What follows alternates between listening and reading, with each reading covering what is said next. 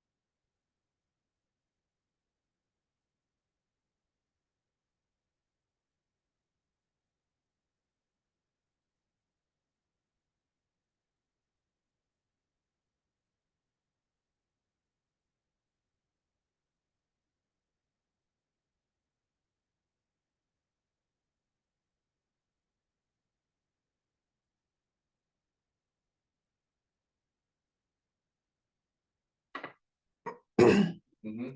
All right.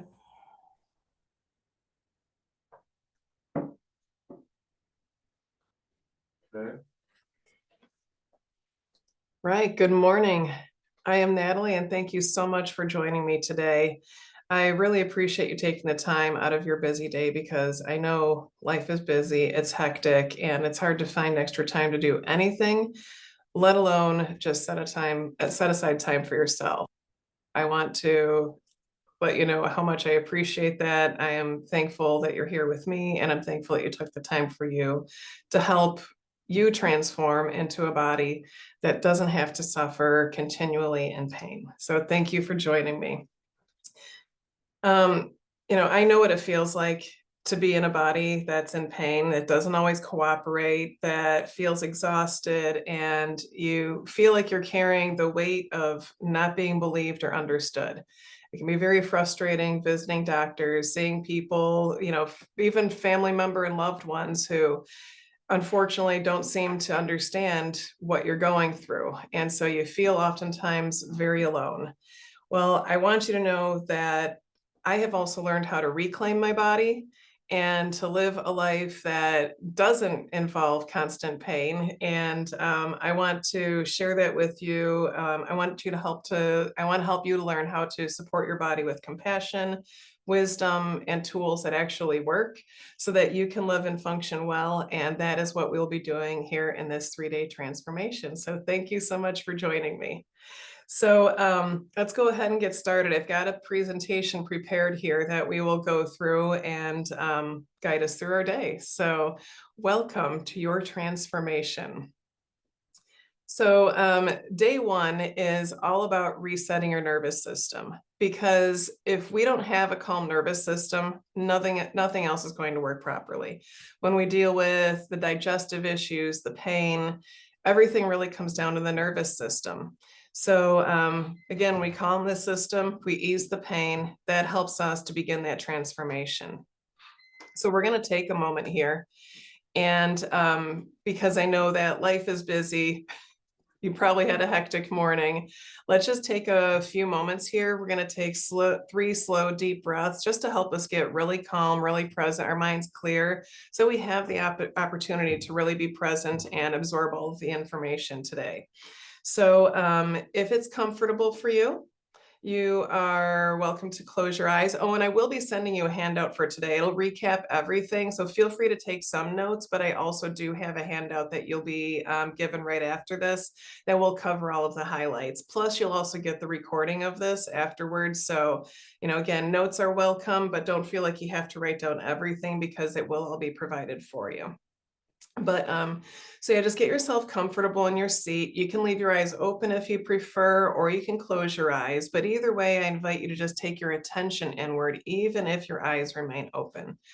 But so just taking your attention inward, and let's just take a moment to take a deep breath in. Then let that slowly out. Another deep breath in. See if you can make it just a little longer than the first. And out. And as you let that out, see if you can push out just a little bit more air at the end of that breath. And then just one more time.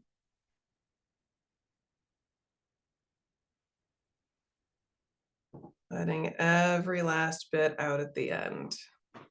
Thank you for joining me in that. And I hope that already you feel just a little bit more calm and present.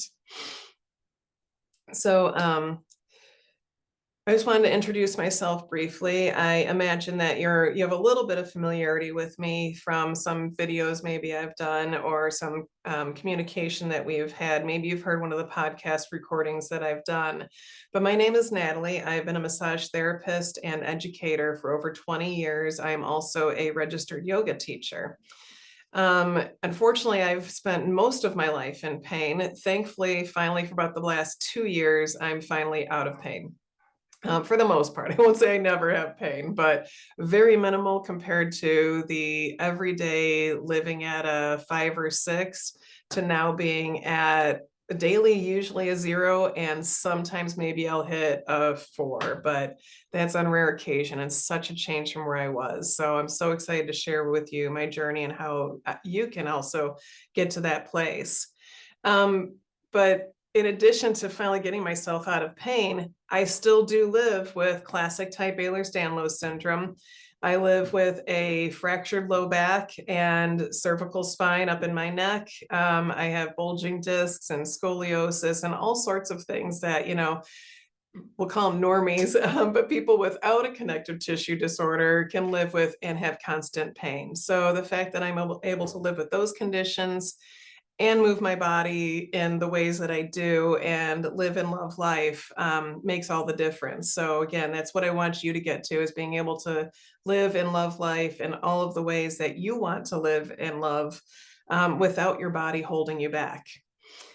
So in addition to all of what I've told you already, and there's more, I'm just going to give you a brief summary, but in July of 21, I was in a rollover car accident. So unfortunately, I'd had many car accidents prior to that, but this was certainly by far the worst. I mean, we're talking airborne, air flips, and rolls. Yeah, it was really bad. And after that, all of my issues, again, I was generally living at about a 5 to 6, maybe a 7 some days. Now I was at a constant 9 or 10. It was really bad. And it took me several months to get from that 9 or 10 down to maybe an 8. And it was literally about 2 years for my full recovery, seeing multiple PTs. Some of them made me worse. Pain specialists, some of those made me worse. And it was just such a long process. But again, through that process really got me to a solid understanding of my body. And it really helps that just before that I finally learned about a connective tissue disorder that I happen to have. So putting it all together, I'm here to help you. I've helped resolve TMJ issues, the headaches I've had. I had fractured ribs from that accident. But with my 20 years of biomechanics research and study and practice, plus what I've also more recently learned and incorporated into my life to really get me over that hump of pain, is all what I'm packaging up for you and excited to share with you. So let's get to it. And I want to touch briefly on why this reset is so important. So resetting matters because we cannot heal in a state of survival. I've been a massage therapist for over 20 years. And if you've ever had massage or you have any idea of what massage therapy is like, you may be familiar with a lot of people are in there, like sticking elbows in and they're like, yeah, more pressure, more pressure. But I always say we cannot heal in a state of survival.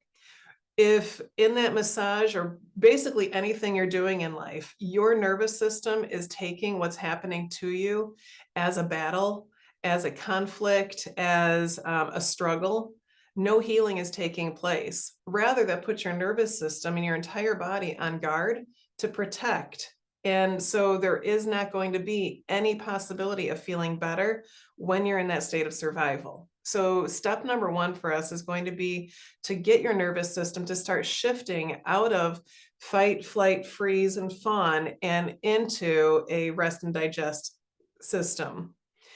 Because part of that too is chronic stress activates the sympathetic nervous system, and that sympathetic nervous system just increases inflammation. Whenever we are in that sympathetic state where we're again nervous, anxious, thinking about those constant things that we have to do, the pain in our bodies increases cortisol, and that cortisol itself is inflammatory. So that inflammatory response is going to make our joints ache more. It's going to make our muscles hurt more. So we're going to continue to get into that. All of those things help to keep the body tense, reactive, and in pain. And you likely, like me and so many other people that I've met, we all tend to have those, I like to call them our weak points. For me, multiple car accidents and childhood trauma made my neck and shoulders really my weak point. So at the moment of stress, I'm probably going to feel neck pain. You may have experienced something like that too. And that just goes to show, it proves how our body responds to those emotions. And so our goal today is to help your body feel safe enough to begin that healing process. So let's talk just a little bit more about the nervous system. So the nervous system can really be broken down into two different branches. We've got the sympathetic system that increases your heart rate, it tightens muscles, it triggers pain and sensitivity. The parasympathetic system is its exact opposite counterpart, and that is where our heart rate slows, the body is relaxed, and that supports healing. Now, these two different systems developed a long time ago when, humans were first created. Not going to go into how the hell happened, but, early on, our obstacles and our fears had to do with, we're going out to hunt. Will we be hunted? Are we going to become prey or victim? Now in our modern world, we have, the wild animals are out of our neighborhoods. We have homes to live in. We have safeties and protections around us, but our nervous system doesn't really quite understand that. Our nervous system now takes waking up in the morning and needing to be on a job as that bear attacking. The fact that we got to hurry up and get those kids to school and prepare all those lunches, that's again, the nervous system going, oh my goodness, we have so many things to do. It's like we're under attack. Every one of these little things can help to ramp up our nervous system. So it's a matter of learning how to move through the world and deal with those things, but while keeping our nervous system calm and relaxed so that we can have that slower heart rate where our body is relaxed, our muscles are less tense, our digestive system functions better. We can assimilate food. We can move that through our system, because I know also in our population and anybody dealing with stress, it's either I'm constipated or I can't stop going. It seems to be from one to the other. We want to try to get that more in balance also. And again, it's one more thing that is controlled by the nervous system. The nervous system dictates everything.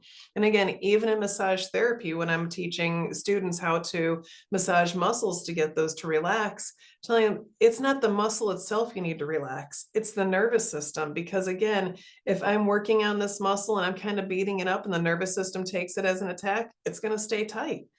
We need to get that nervous system to calm down so that that nervous system, the brain input to the nervous system, tells those muscle fibers it's now safe, they can relax, they no longer need to hold. So that's what we'll be doing today. But as we move into that, I do want to acknowledge something. Life. Life is going to present obstacles. It always does. So I just want you to know that right up front. I am not expecting perfection here. Nobody is going to get in trouble if you don't do it right, if you don't practice every day. I understand that life happens. So I just want to give you that grace, that understanding and acceptance to again know if you get to the end of this and you're like, yeah, I didn't feel a big change, but you also tell me, yeah, I also didn't do the exercises. I'm not going to shame you. I'm not going to be upset with you. But I'd like for us to just understand where that maybe is coming from. Because really, in order to make a difference, there's going to have to be some sort of time dedication. You will have to take time throughout your day. Now, I'm not looking for a lot of time, maybe 10 minutes total in your day. So it's not a lot of time. You can take a few minutes, 3 to 4 times a day, and it's going to make a big difference in how you proceed. So just keep that in mind that there will have to be some time put toward this. Otherwise, you might not notice any difference. There's also going to be environmental toxins and stressors. Some of those we can change, some of those we can't change. Some of those could mean the people in your life. It could mean that you're in the middle of this, you're doing really good, and then you get a call from that toxic family member who is going to stress you out and kind of set you back a few days. That can happen. It could also mean that you haven't realized yet that maybe some of those environmental chemical toxins in your house are affecting you. Maybe a spouse or a loved one decides, we need a little air freshener in here today, or buy some of those scented garbage bags that now you've got your nervous system stressed out because of this chemical tolerant, that your body doesn't want to handle this chemical toxin. So we do want to consider those different things around us. When we have different chemical smells, that ends inflammation and stress on the body.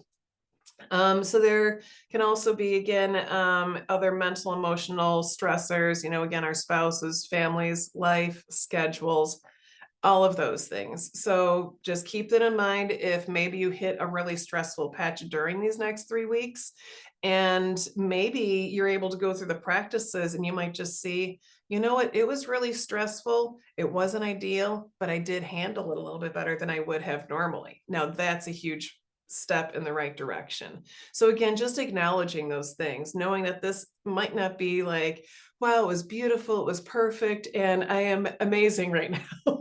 Because again, life happens. Again, like I also tell my massage clients when they come to me, a lot of times they'll come to me and they're in really bad shape and they're like, oh, I've been hurting for 20 years, fix me today. And I like to remind them, that's like trying to diet for 1 hour a week and saying, why didn't I lose weight? Or one hour a month. If you're just having me take care of your body for a few minutes and then you go and do whatever to it outside of here, it's a drop in the bucket compared to what you're doing. So you live with your body 24/7. I have time with you for this hour. So it's about you taking this into your everyday life and incorporating that. And we go from there. Some other stressors could be physical and movement stressors. So it could be physical as far as just how you're holding yourself in general. If your muscles, they call it your way of ease, your direction of ease. So a lot of people, like desk workers, their direction of ease, I'm just going to turn aside so you can see, because they're always in the desk, will kind of be like this. And if that's where your body naturally goes in ease, you're just going to naturally always have that stress because of all that tension that is being put on you posturally. So we're going to be working on some of those postural changes, but also in addition to that, we have lives that require us to move. I know we have people in here who have very physical jobs, maybe working on a farm. I'm again a massage therapist and yoga teacher. We're always working around the house. You might have to fold laundry and do dishes.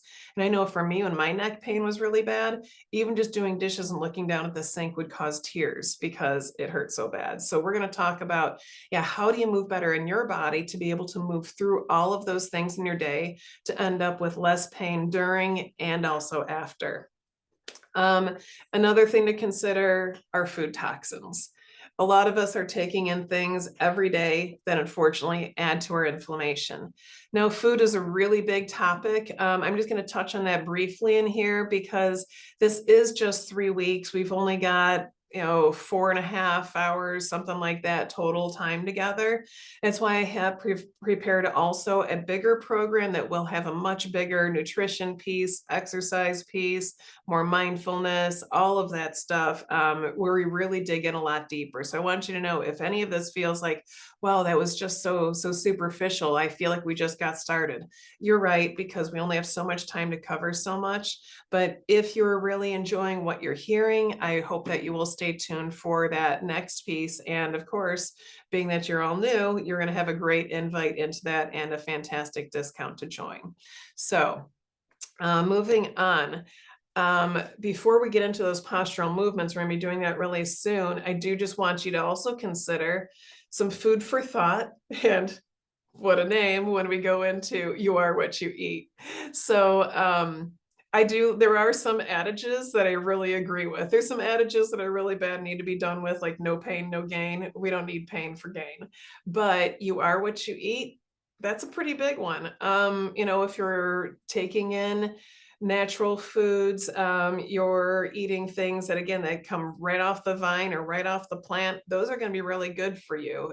Things that don't have a long list of ingredients, anything that's in a package is going to be more risky. Look for 6 or fewer ingredients if possible. Look and see if you can read those ingredients, avoid the dyes. There are different things that we can do right off the bat to make some subtle changes. But again, nutrition is such a big component that we'll be talking about that a lot more in the bigger version of this transformation.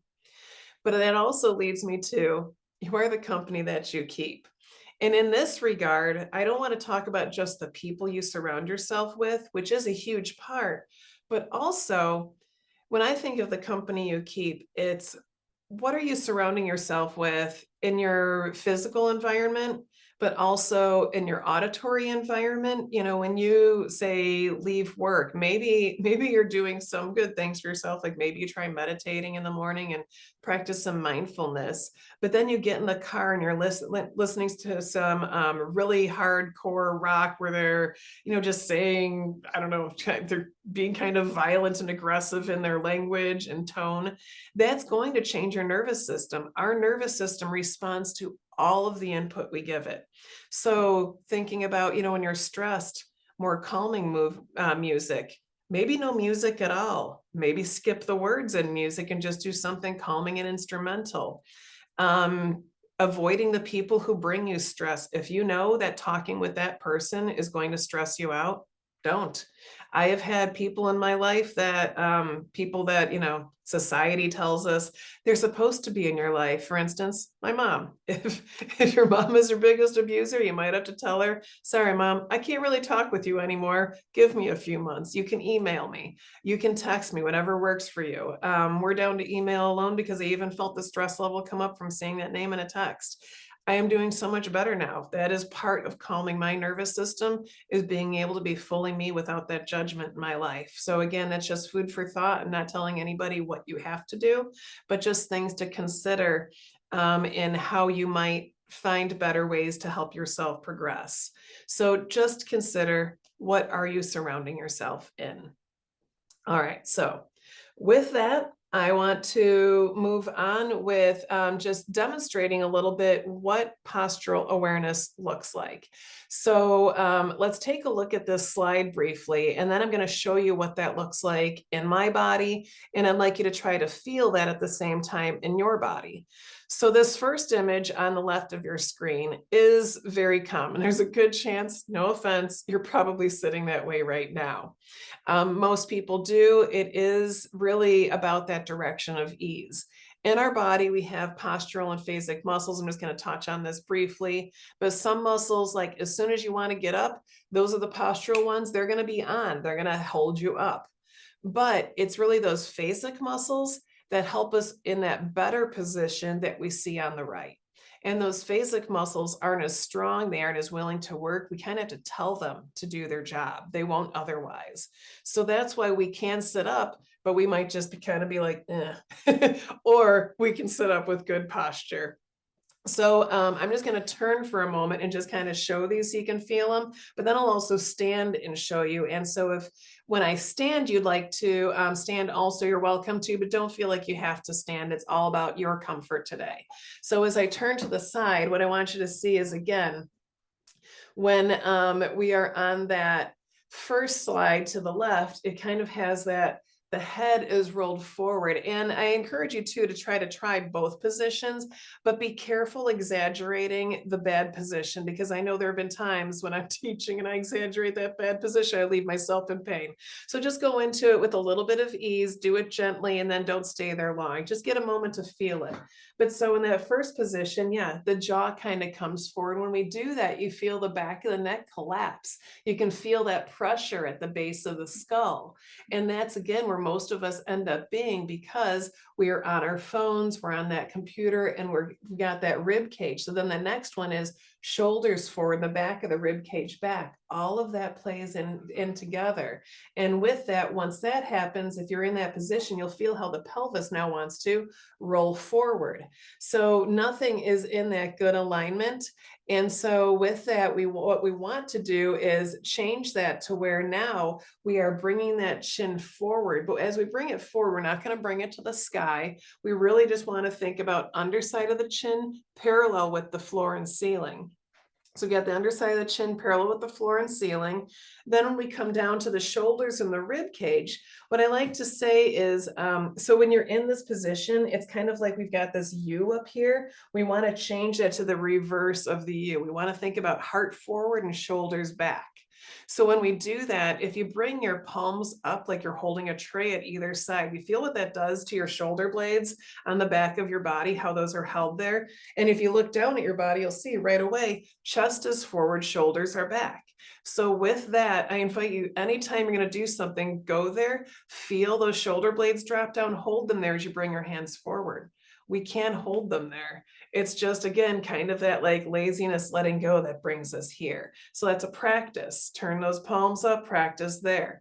But now sometimes when we do that, when we lift the heart, this lower part of the rib cage wants to come too far forward. So we're going to bring that down. And if you're in a chair, see if you can feel your lower back ribs press into the back of the seat. So we're going to press those. So we want the heart lifted, but those ribs down, shoulders back. And that, again, allows that head to come back. Whenever the shoulders are forward, your head can't come back. It's impossible. So again, trays up, shoulders down and back, heart lifted, ribs down and back. And with those components, you might notice how the pelvis is already in a better position. It's no longer got that drooping. And so I'm going to stand and show you what that looks like also. So again, I just move that aside. As we stand and I come here, what you might want to do is think about your pelvis being like a bowl. And this is what a lot of times I'll have students practice. Just think about that pelvis being a bowl, and you can rock it forward and back. You can do this still sitting in your chair, but it's really hard for you to see me doing it in the chair. So if you think about your pelvis being a bowl holding water, and we can slowly rock that forward and back. And now as I bring my tailbone back, sit bones back, it's like I'm pouring the water over the front of my pelvis. And if I reverse that and really bring my tailbone forward, now I'll be pouring water out of the back of my pelvis. So we're going to continue to make that movement, but slowly make it a little smaller and smaller until you feel like, okay, that's where my bowl is balanced. I would hold the water evenly over the top. And as you do that, also check in with how you can feel like your sit bones, and feel free to touch your own body, it's yours. But right at the bottom, your sit bones at the bottom of the pelvis are going to draw straight down to the floor. Your tailbone is drawing straight down to the floor. So another thing I like to think about is like an arrow with two ends, an arrow pointing up and an arrow pointing down. The crown of your head is going up and your tailbone is going down no matter what you're doing. So as you look at me, find those positions, crown is up, tailbone is down. I've got this nice long line.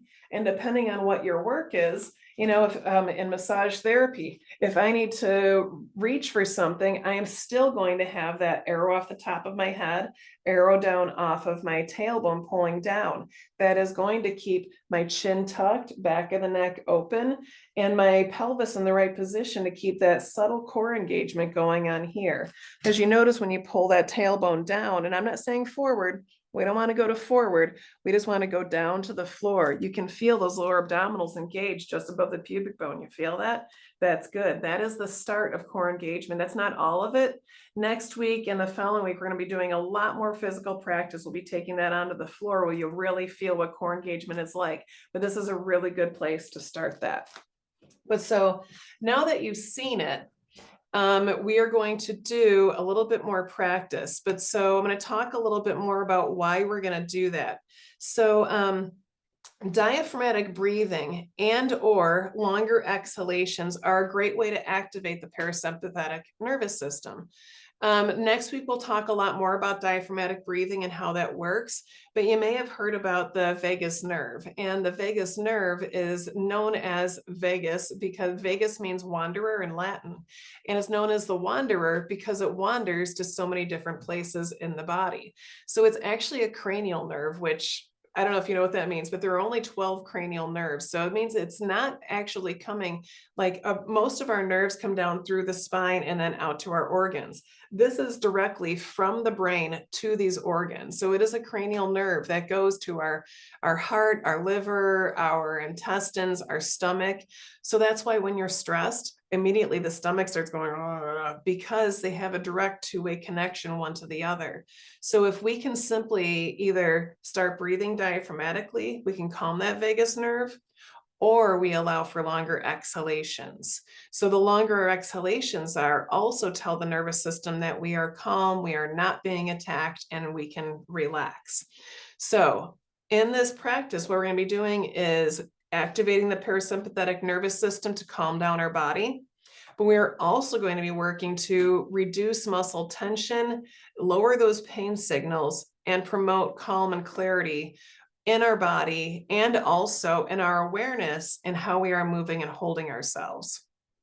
So with that, I am very excited to get to this point where we are now going to start practicing some of that breathing. So again, you are welcome to stay in your chair.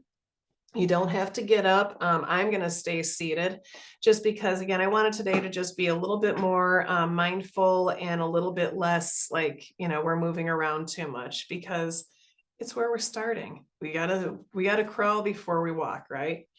So you can sit back in your chair if you would like, but ideally actually, so I'm going to show you the difference. So when I sit back in the chair, you see how my back is like leaned back. Once I'm leaning back, now my head is again going to kind of be in this not so great position. So regardless of what chair you are in, now if you need that back support, again, do it. Nobody's going to get in trouble or yelled at, but if you're leaning against that back support, you might not feel exactly what it is I'm trying to tell you. So again, you do what you need to do to support you. So I would invite you though to sit a little bit forward on the chair so that you're no longer using that back. And if you can, raise your chair to a point where your knees are level with your hips or lower. Whenever we're sitting, the last thing we want to do is sit where our knees are up. Whenever our knees are up, that's going to round our pelvis forward and put pressure on the low back. And you can kind of feel that. Like if you try rounding that pelvis, yeah, it's not going to feel great. So we want our knees at hip level or lower. Think about that for in your car too. Some people sit way too far with their knees way up. But so we're going to sit a little forward on the chair. We're going to place both feet flat on the floor if possible. And our sit bones are down on the seat. And again, we're not touching the backrest now. We're just going to sit up tall. So if it's available to you, if you're comfortable with it, I'm going to again invite you to go inside of your body with your eyes closed if that feels safe for you. If it doesn't, totally fine. You can keep your eyes open with a soft gaze. But with that, your eyes aren't really looking at anything. It's like you're daydreaming. I want your gaze to be daydreaming while your attention is inside. So all of our mental awareness on what we're doing inwardly. So again, if it's comfortable for you, close your eyes and just go inside without making any major adjustments. We just moved a little forward, maybe toward the center of our seat. And we're just going to start with just taking a moment just to scan our body. I just want you to be aware of what you're currently feeling as we begin. Take a couple of deep breaths. Notice, do you feel pain, tension, or stress anywhere? Do you feel any muscles firing? Do you maybe notice the pace of the heart? Is your heart beating out of your chest, or is it so calm and subtle that you barely notice it? Just observing.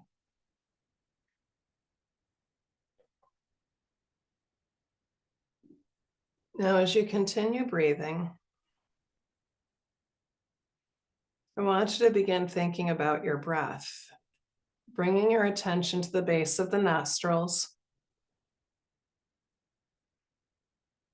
Just notice the air as it flows. First, noticing, is the air flowing into and out of both nostrils evenly? And it's just observation and awareness. If it's only flowing into and out of one, that's okay. There's nothing wrong with that. It's very common. So as we go through this, I want to discourage any sort of inward negative thoughts. Any place that you are still alive and you are still here. Your body is doing just fine. So don't argue with it. Don't get upset with it. Try not to judge yourself. The first rule in yoga is ahimsa, non-judgment, not of yourself, not of others, just acceptance of where we are as we observe and make progress forward.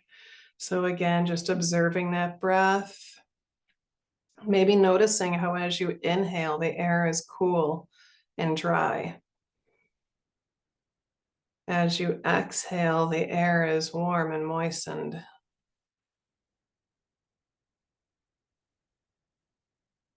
As you continue breathing, as you next inhale, notice when you bring in that breath, where it moves to on your body. Does it move into the upper chest with only the upper chest expanding and then softening? Or can you bring it lower into the rib cage, deep into the lungs?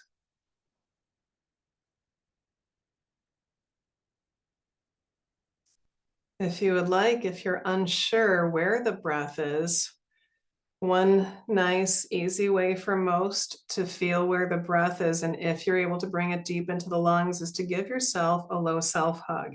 And if at any time you need to open up your eyes to observe what I'm doing, again, there's no rules, no hard and fast rules. Nobody's going to get in trouble. You're welcome to look if you want to see what that low self hug looks like. But it's basically we're hugging to where our hands come around the sides of our body on those lower ribs. So they're low just above the waist on the sides of the body. And so if we are breathing diaphragmatically in that really big full breath, as we exhale, we should feel those hands move in toward one another. And as we inhale, those hands will push out and we'll even feel maybe our forearms lift slightly. So try taking a few slow, deep breaths there. See if you can get that breath to move out of the chest and down into these hands and those forearms.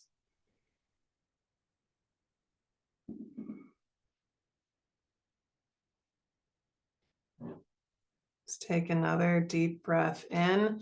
See if you can get that inhalation to last to a count of 4. And exhaling, let's see if we can breathe out to a count of 6. Pushing out every last little bit of air at the end.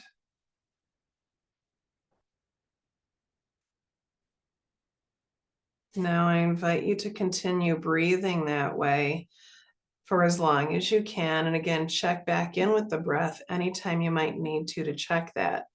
But at this time or any time you might want to, feel free to allow your hands to again relax down onto your lap. But again, as the hands come onto the lap, you may notice those shoulders roll forward. So you also have the option at any point, eyes closed or open, to hold those trays out to the side, drop those shoulder blades down, Hold them there and then bring your hands back onto your legs, maybe with palms up. Anytime we turn the palms up, we are better able to bring those shoulders back. From there, with the shoulders back, you might notice that again, the heart is forward. Let's now focus on the head and the neck. So again, the eyes may be closed or that soft gaze because I don't want this to be about looking outward, but looking inward. Feel inside of your body. So you may notice as you start, especially if the head is at all forward, some pain or tension at the base of the skull, or maybe down the back of the neck or between the shoulder blades. So for the chin tuck, what I'd like you to think about doing is remember how we saw that wheel on that head where the chin was forward and the base of the skull collapsed. We want to reverse that. We're going to draw the chin and jaw back like we're bringing them to the wall behind us, while we also lift through the base of the skull upwards, decreasing that pressure on the back of the neck. So the chin does not drop to the floor, but rather the underside of the chin is parallel with the floor and the ceiling. It moves back. Imagine if you were looking at yourself in the mirror, you could still see yourself. Again, the gaze doesn't move to the floor. The nose, the chin, they are straight forward. They just slide back like a head on rails, sliding back like a train moving back into the station. Just back it up, lift the base of the skull. Now from there, as you inhale, think about lifting your rib cage away from the pelvis. Allow your spine to grow a little bit longer. Notice how when we relax, how much shorter we become, sagging in those vertebrae. So again, there's that arrow, the crown of the head lifting up, the tailbone drawing down. So on an inhalation is a good time to find that length. And as you move through your day, maybe you're going to be vacuuming or doing something where you're mostly upright. You can also stack a few washcloths or folded hand towels on your head to hold there and help practice this posture. But now as we lengthen, I know at least in my body and many hypermobile bodies, lots of normies too. Unfortunately, with the shoulders back, the chin tucked and all that length, we may have those lower abdominals engaged, but the upper abdominals not so much. So to make those upper abdominals engage more and really support our spine, as you next exhale, I want you to think about bringing that rib cage, the lower ribs, toward the chair behind you. Now, again, if you are sitting forward, they should not actually touch the chair. Just imagine bringing that down and back. So feel how you can still have the shoulders back. The heart's the most forward part of the body, but those lower ribs do not need to stick forward. They can come down and together. Sit bones are down toward the chair. The tailbone is drawn down toward the chair. As we inhale, the crown of the head lifts up. The lower part of the rib cage is able to expand to the front, sides, and back without losing contact with the back of the chair. They don't move forward, they just expand. Let's hold here and just breathe for a moment. Now, if you happen to feel any tension between the shoulder blades, you may still have your head slightly forward, so draw that back. If you're feeling any tension in the low back, you may have your shoulders ahead of the hips. So see if you can bring those shoulders back to where you no longer feel tension in the low back or pain, but rather you start to feel the front of the body holding equal amount of tension as the back, getting those core muscles to work. With the ribs drawn down, we should be able to feel that. And initially, this may feel like a lot of work, but that's normal with anything that's new. So with that, I am going to stop talking in a few moments and allow you to just take a few moments just to feel this position, to feel your breath, to make subtle changes, to get your way out of pain. Because part of what you might be experiencing now is the excess tension you may be holding. So without compromising this position, without letting your body go floppy and back to rounded shoulders, see if you can relax some tension out of your thighs, out of your lower legs and feet. Can you soften the neck? while the ears are still drawn back over the shoulders over the hips. As we inhale, the spine grows longer, the crown lifting up, the tailbone down. We exhale, a long, slow exhalation, a little bit longer than the inhalation, bringing those ribs together and down. Inhaling, we expand completely and lengthen. Exhaling, we soften.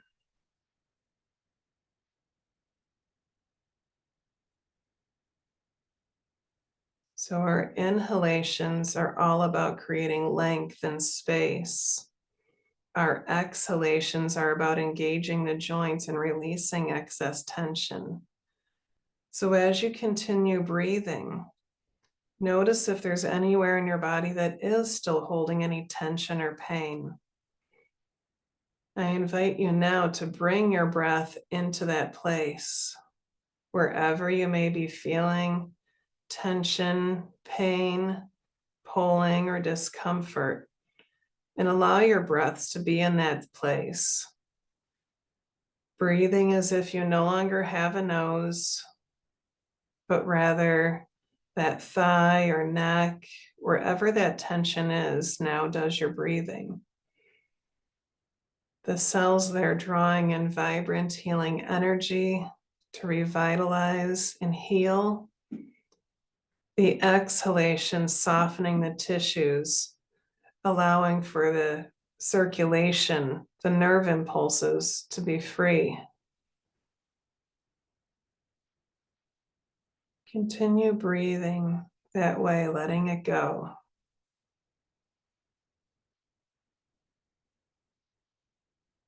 And remember, as we're here, if anything is too much, you make adjustments you might need.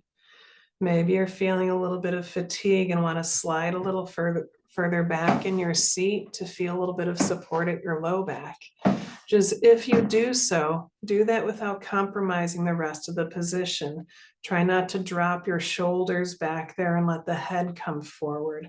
Continue to lift the spine, tuck the chin, open up the base of the skull, shoulders back over the hips, feeling that gentle engagement of the lower abdominals.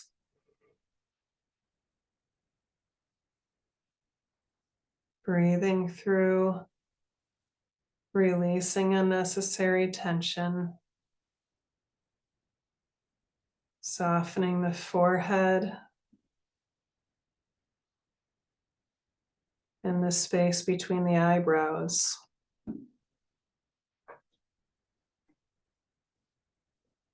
See if you can soften the scalp.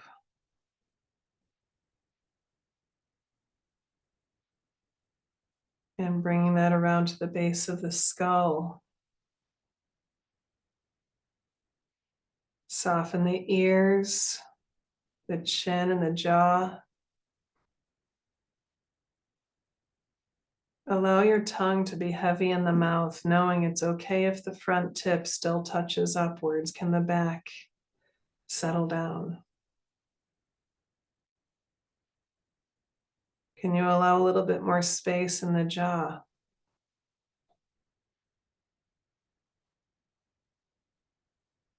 As you draw the ears back over the shoulders, can you soften the neck?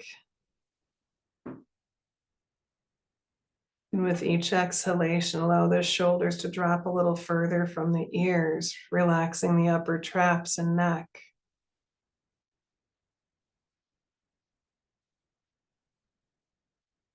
The breaths are still slow and deep.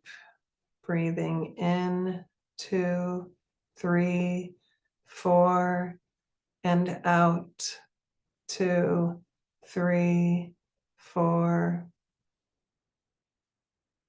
Softening the arms, the shoulders and hands. Softening the chest and upper back. Through the abdomen and low back. The hips and pelvis. Through the thighs to the knees ankles and feet,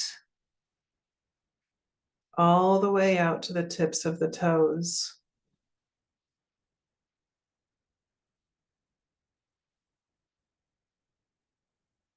Now feel your feet on the floor, whether it's in your shoes, bare floor, wherever it is. And imagine your feet now. You're just resting on the earth. Whatever your favorite surface is, it could be in the cool, damp morning grass, or maybe in the sun-warmed sand. But imagine your feet are now there in the bare earth in your favorite place. And knowing that the earth's energy is grounding, has everything we need in it to heal and be whole. I invite you for the next few breaths as you inhale to inhale up from the earth all of the healing energy that you need and allow that to come up your body and all the way to the crown of the head. And as you exhale, exhale from the crown of the head down your body, back out through the feet, releasing to Mother Earth anything you no longer need, that which no longer serves you, any pain, tension, stress, past emotions, whatever it may be.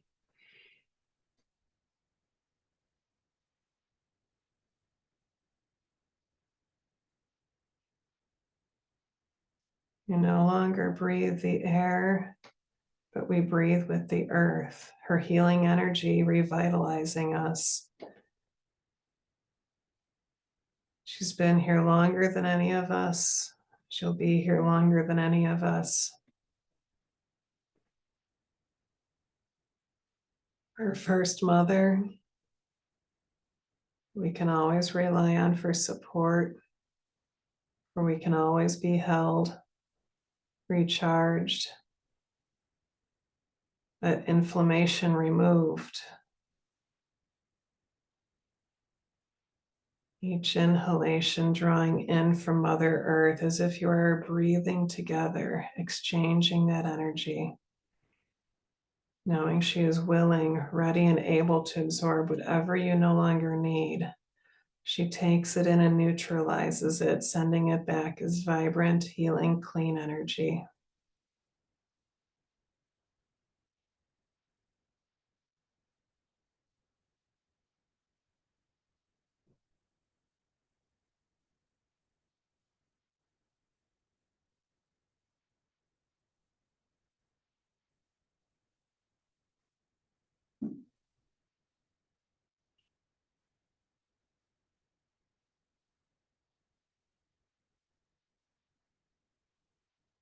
Three more complete breaths.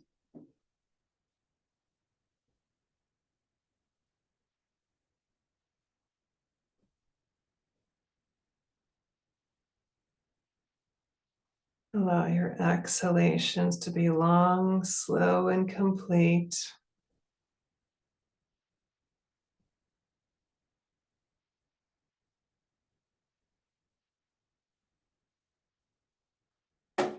And with your next inhalation, draw your attention all the way back up to the crown of the head.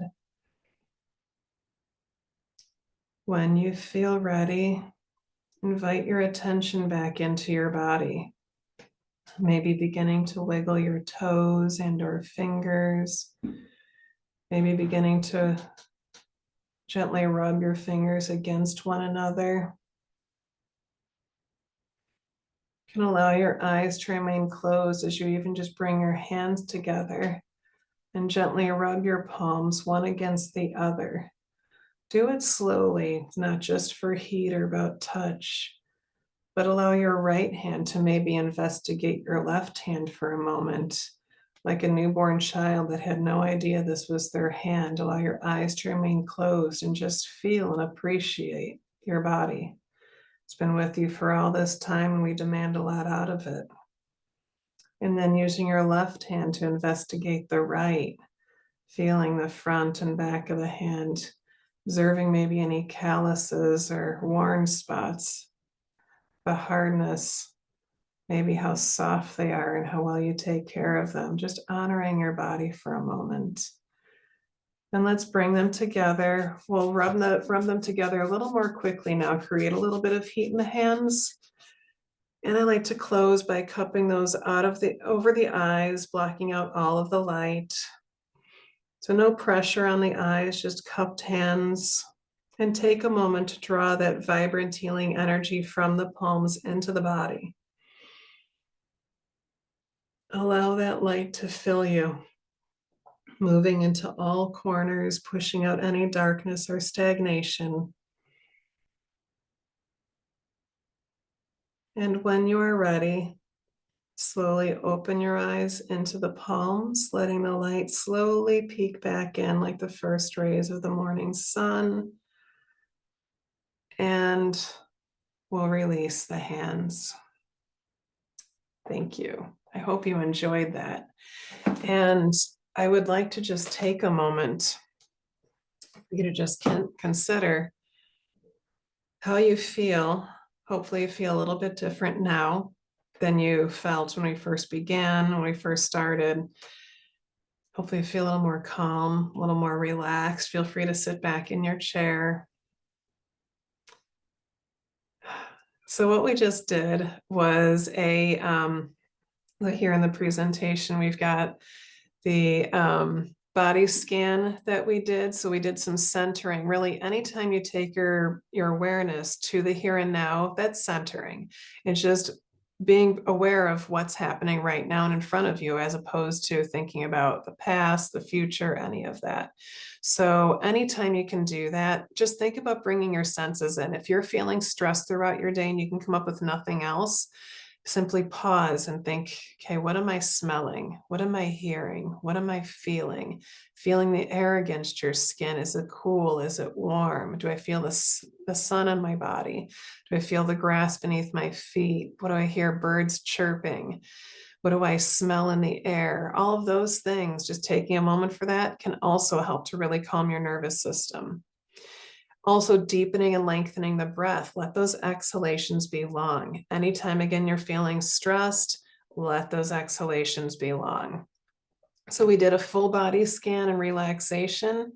And we're just going to take a moment now. Let's just take about 5 minutes maybe, and take some time to journal. So we'll just take it off the camera for a moment. We'll just leave up the presentation. We'll set a timer for 5 minutes and hopefully have your journal with.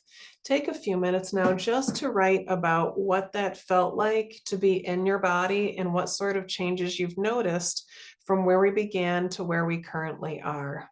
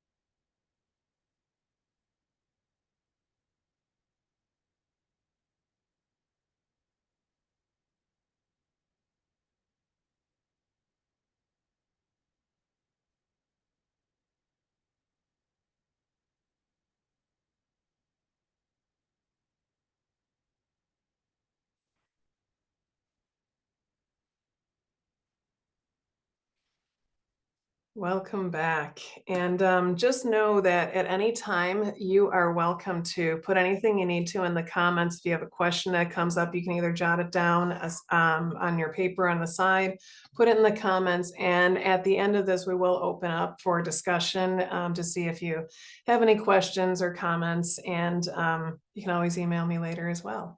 So whatever works for you. But I really hope that you did feel a change and a difference with that.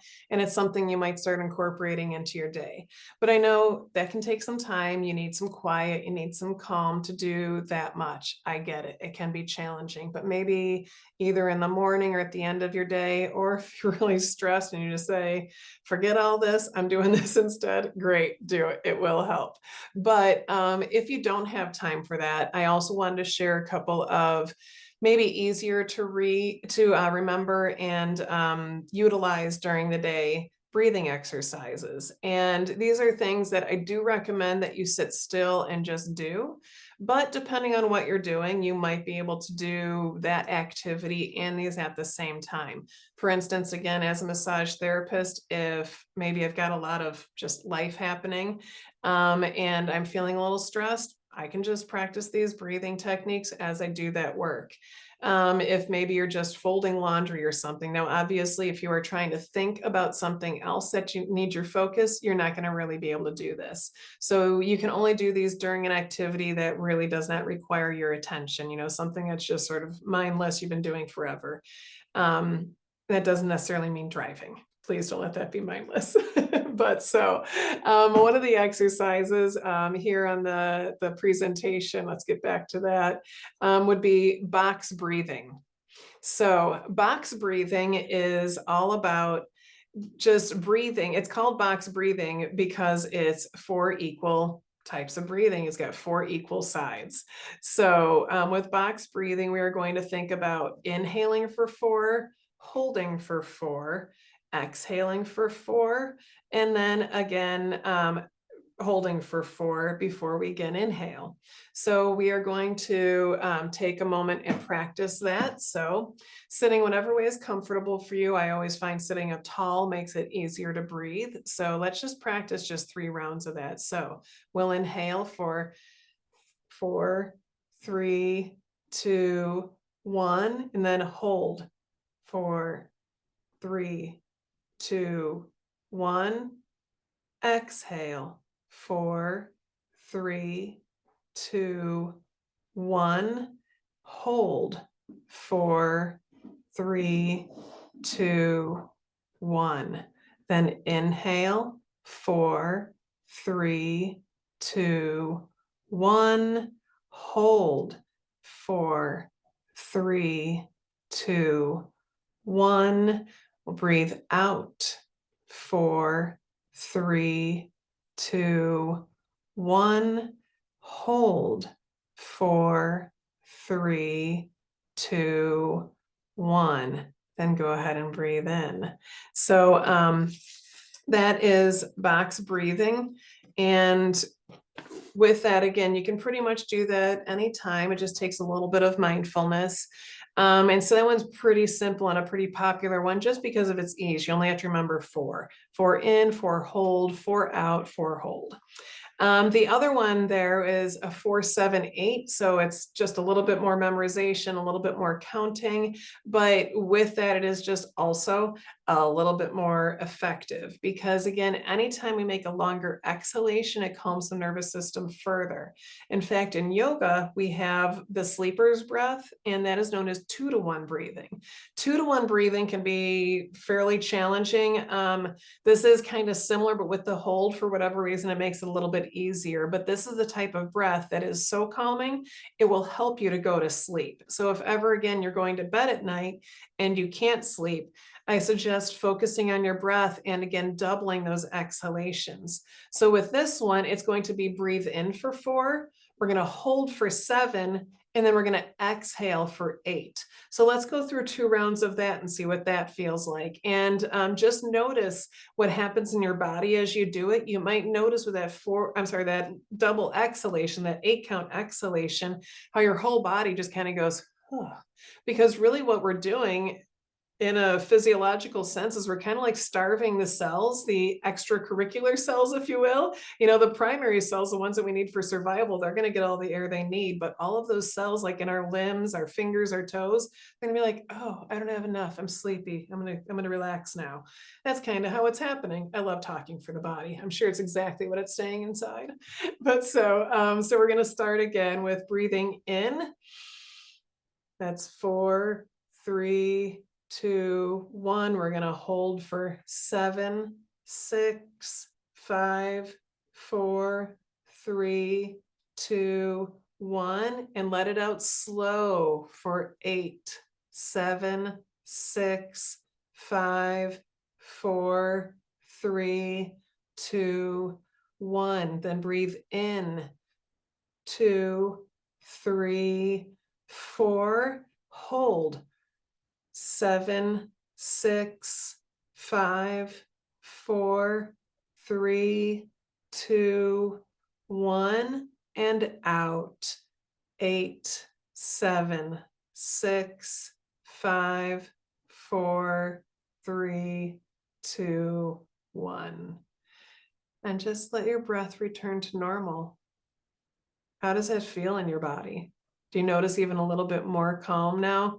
Because again, once we get active, once we get talking, listening, learning, that energy system, the nervous system comes up a little bit. But every time we do this, we calm it back down. And we certainly don't want to live always in the parasympathetic state. I mean, there are times when we need to get sympathetic. You know, if somebody is challenging us, if we need to get on stage, we need to be bold in what we're doing. You know, sometimes we need that parasympathetic state on our side. But I'm sorry, the sympathetic state on our side. But the parasympathetic, again, is where we want to try to be more. And for our own bodies, for our nervous systems, especially us with hypermobility, our nervous systems are always a little bit more in that stress mode.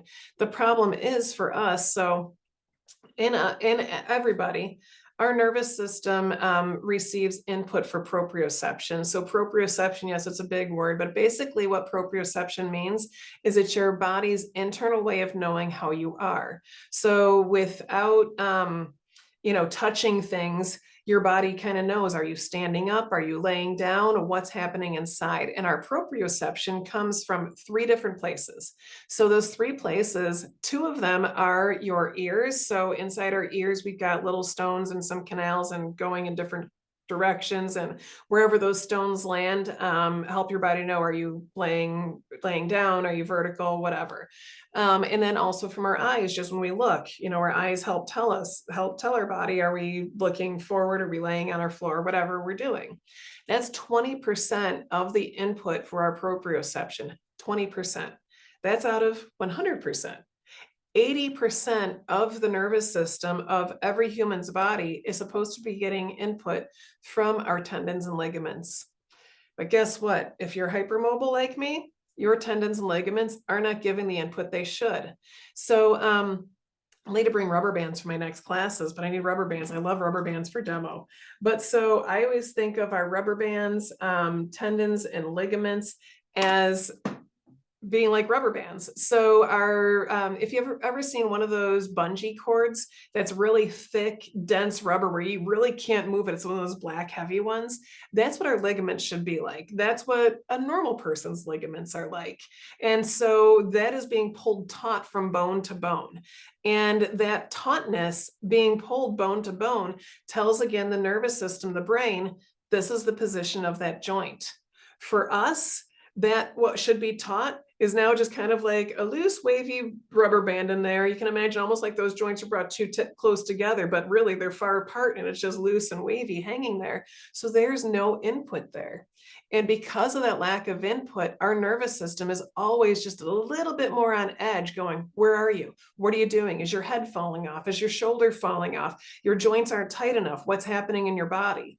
And that's why breathing well makes a big difference. why, when we start practicing that core engagement next week, it's so important, because when we have a solid core, it gives our nervous system more input. Because we are solid here, everything else feels a little bit more stable. And that means your neck and shoulders can relax because your body is less concerned about all of your limbs falling off. So it's really important to, again, keep in mind how for us, our nervous system is always going to be just a little more ramped up than anybody else. So if people are giving you a hard time for your anxiety or you're feeling always anxious, you have a good right to be.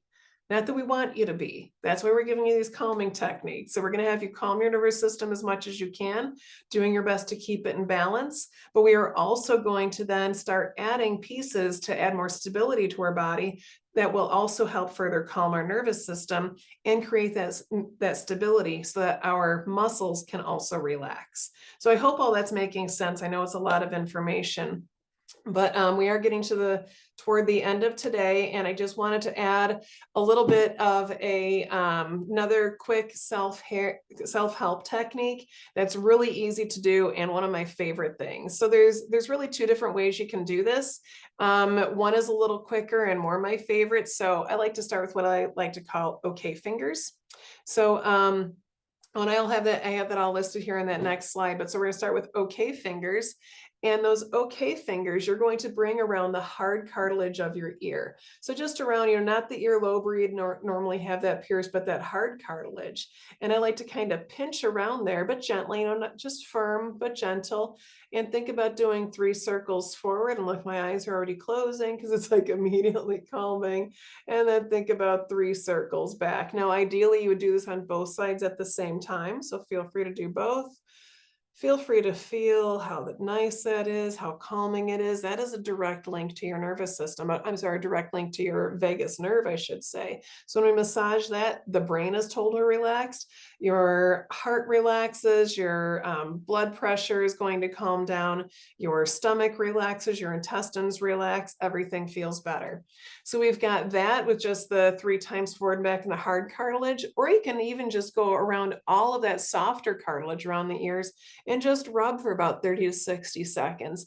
And that's honestly like you're giving yourself a full body massage. In Asian therapies, they do consider the whole body reflected in the ears. So any ear stimulation, again, will calm the vagus nerve in the entire body. And it's like you're also massaging your entire body. So both activate the vagus nerve and promote that parasympathetic response.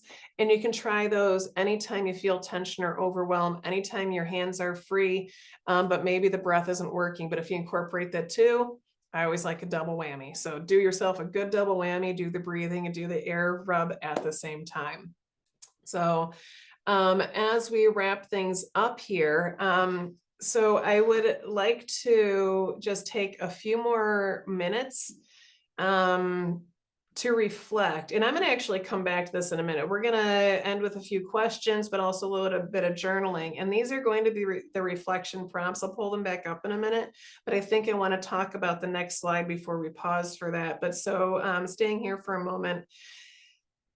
Reflection prompts, so what they're going to be is, how does your body feel now compared to before, which you may have already started journaling about. That's fine. You can add to that or just skip that one if you feel you've written enough. But also writing a little bit about what posture feels calm and supportive for you. Are you noticing a difference from maybe how you were first positioned to where you can position yourself and how that changes the way you feel in your body? And maybe also writing about one small shift that you noticed during today's practice. Was there something, maybe that ear rubbing, you were like, oh, that feels great. Something to journal about. And remember, your breath is your body's best reset button. Anytime you can come back to your breath, that is going to help your nervous system to calm, and everything comes back to the nervous system. And I hope that this slide isn't too busy, but I just really had to put all of those neural pathways in the background there. So I want to just briefly talk a little bit about neuroplasticity. You may have heard the word, again, another big word. I love big words. You will not be quizzed on them. But neuroplasticity is basically the new-ish idea that our brains are plastic. They used to say you can't teach a dog, I'm sorry, you can't teach an old dog new tricks. That's a lie. Don't go by that old adage. So like I said, I like adages. Some are good, some need to be lost. But you can teach an old dog new tricks. It just might take a little bit longer. So when we think about neuroplasticity, we can think about, have you ever gone sledding in the winter? And when you go sledding, if you go and you're the first one there during the day, that sled hill is going to be that perfect powder. It's all smooth and even. So you put your sled down, and that first time down may not be the fastest, especially if that snow isn't super hard because it's got to sink in. It's got to kind of create that first path. But now you're going to walk around, you're going to come up to the top and you're going to go again. And now that second time you go, it's going to be a little faster. It's been smoothed down. You're going to come around. It's going to take a little effort and get to the top. It's going to be even faster that third time. That's neuroplasticity. Neuroplasticity is wearing a new path with time. And the more we wear that path with time, the more we create that path, that solid connection, the easier it fires. So in today's practice, we were practicing breathing. We did that ear massage. I would like for you to integrate all of this that we've done today through neuroplasticity. So you are going to have homework. But that homework, I hope you will see as valuable and important. Because again, I am a massage therapist and educator, and this is something I do with my students every semester. And although sometimes they're a little bit annoyed that I give them homework, they are also at the end of the semester very thankful that they did this. And I have students that come back years later and say, "Thank you so much for that practice because it still has stuck with me today." So for neuroplasticity, we really need to be practicing on a daily basis regularly. So your homework for the next week is going to be every day. I would like you to, again, either practice the ear massage or the breathing technique or incorporate them a few times throughout the day. But the homework is that every day, three times a day, I was going to do 3 times a day, I would like you to journal about your experience. So I want you to start trying to catch yourself at times of pain and discomfort. So it doesn't matter what you're doing. Maybe you're doing your hair in the morning. You know, there have been times I'd be blow drying my hair and I'm like this, and I'm like, what am I doing? I can hold my head up straight and blow dry. So that could be something, and it doesn't need to be a long journal entry, just a note. Notice myself blow drying my hair, bad position, neck started hurting, lifted my head up, tucked my chin, dropped my shoulder and held up the dryer, and now there's no neck and shoulder pain. Something simple like that. Because again, it's about neuroplasticity. If we aren't first observing those things where we're going wrong, we're never going to correct them. So we first have to notice them, we have to catch them, then we need to start correcting them. And then once we've made that correction, if we actually write about it, that is going to ingrain it further in our brain. So the best you can, about 3 times a day, I'd like you to just carry that journal with you. 3 times a day, try to make an entry. Maybe it's not about your posture, but maybe you're really feeling anxious. And so you decide, you know what, I'm just going to breathe and rub my ears. And you breathe and you rub your ears. So you take a moment afterwards to say, yeah, I was really stressed. Boss said he wants to meet with me in an hour and I could feel my heart racing. So I took a pause, rubbed my ears.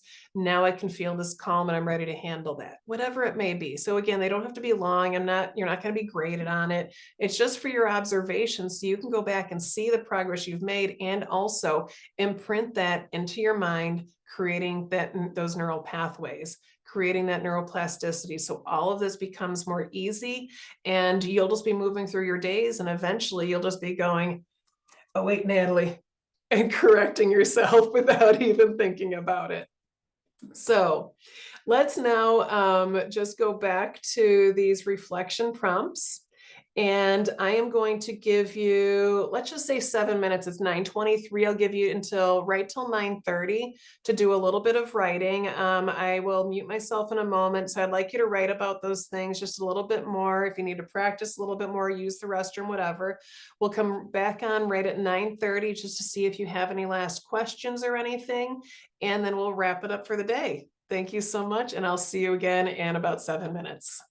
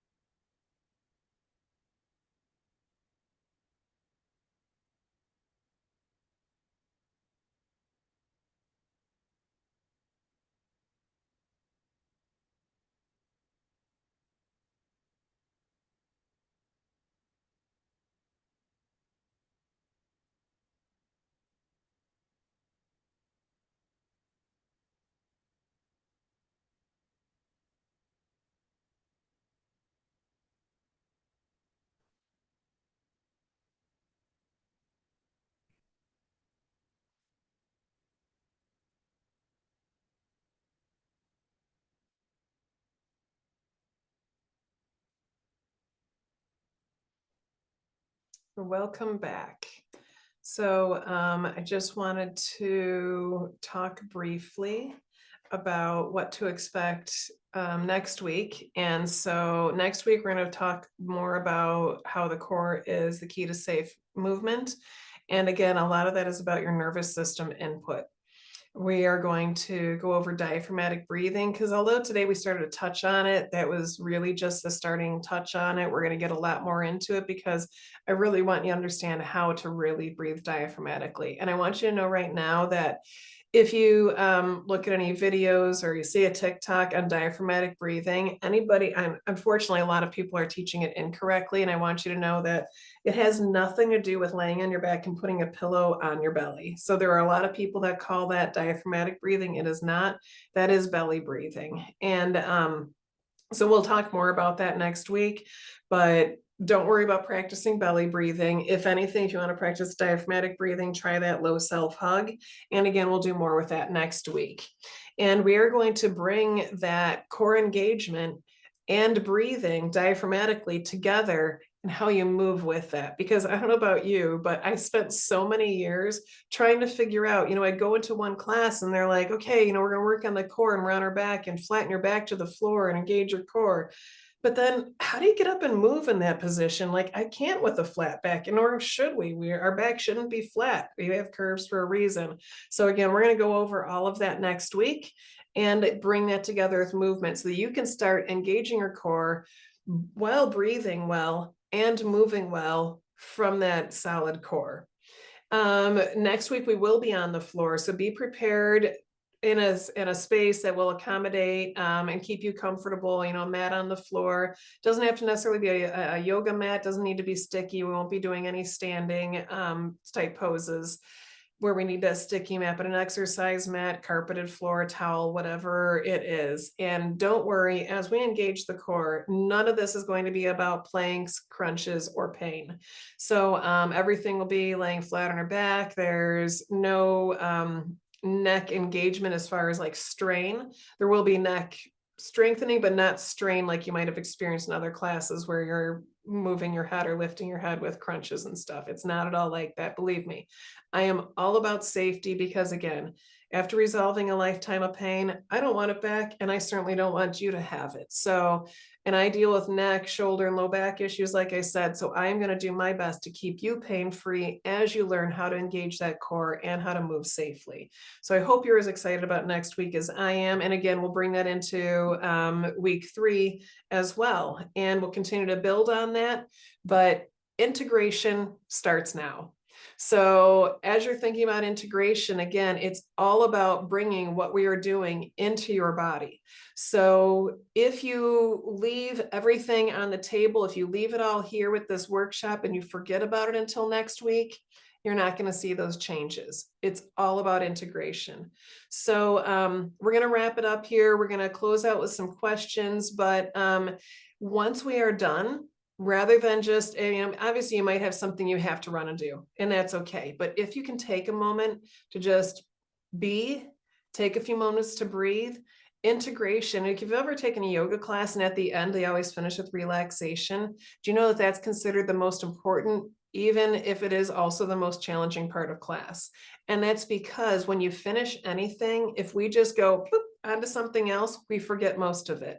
So again, if after we're done today, after we close this out and I take your questions and we end the meeting, if you can just pause and be still for 30 seconds, 5 minutes, whatever it is, maybe recreate what we did in your body, find that safe place, do some breathing. That is going to be a huge, huge way of continuing to keep that flowing into the next week. So I really encourage you to do that. Please try to take that time. And if it can't be now, do it in an hour, do it in 2 hours, do it before you go to bed, do it sometime today. And please also try to incorporate that into every day, the ear rubbing and journaling so that we can make this a regular practice. After these 3 weeks, I don't expect you to continue journaling, but it's just about starting that habit. So yeah, I guess let's open it up for questions. Thank you so much. Do we have any questions? Feel free to unmute and let me know if there's anything that came up for you you'd like to discuss, questions about the upcoming weeks, how to move your body, anything like that. Natalie, Am I imagining No? it? Okay. All right. So everything good for you, Katie? You're able to hear everything well and felt okay in your body? Oh, yeah. Yes. Thank you. I did have a question.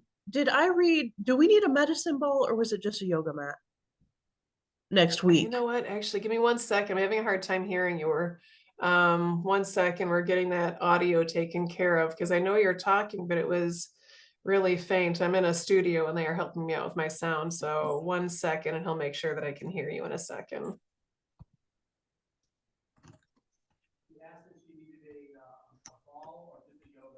Oh, thank you. Yeah, you won't need a ball. So just a yoga mat or something to lay on the floor with. And that's about it. If you have a bare wall you can stand against, full, but it's not absolutely necessary. We're mostly just using the floor, no ball necessary. We will start at the computer, like sitting and talking a little bit again before we move to the floor too. Anything else? No, thank you. Awesome. Great. Thank you, Katie. I hope you have a great day and I look forward to seeing you next week.